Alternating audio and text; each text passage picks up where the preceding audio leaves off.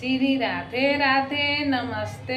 साथ दी से छठ माई के एगो गीत सुनब से कैसा लागता कमेंट में जरूर लिखब से साथ देव सभे। हम हूँ जे सनती वैया छठ माई के करीले पूजन। हम ये सन एक तिवैया छठ माई के करीले पूजन। पियावा गईन परदेसवा भेज चिट्ठियो न लिख। पियावा गईन परदेसवा भेज चिट्ठियो न लिख। कहवा में पैबे हरदिया कहवा पैबे सुथनी। कहवा में पैबे हरदिया कहवा पैबे सुथनी। कहाँ पैबे हम नारियरवा कहवा पैबे नेबुला। कहवा में पैबे नरियरवा कहवा पैबे नेबुला।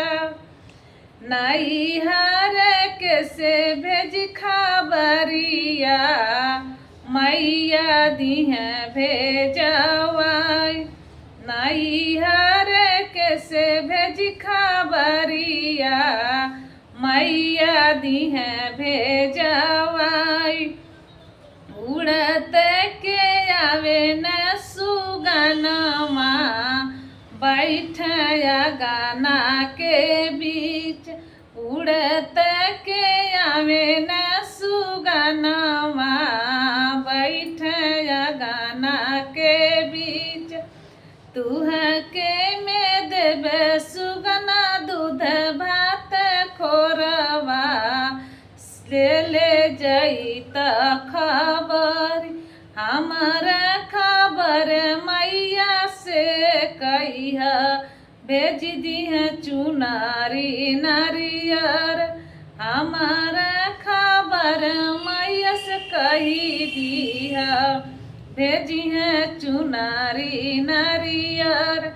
भेजी है जे जेठ मोर भैया भेजी है बासे के सुपुली। भेजी दी है हमारो जे भैया भेजी है बासे के सुपुली। गैया के घिया नाज भेजी है कोसिया हमारो भराई। गैया के घिवा नाज भेजी है हमरे कोसियो भराई। छठी माई से मांगबो आशीषिया नैहर ससुर बनल रहे।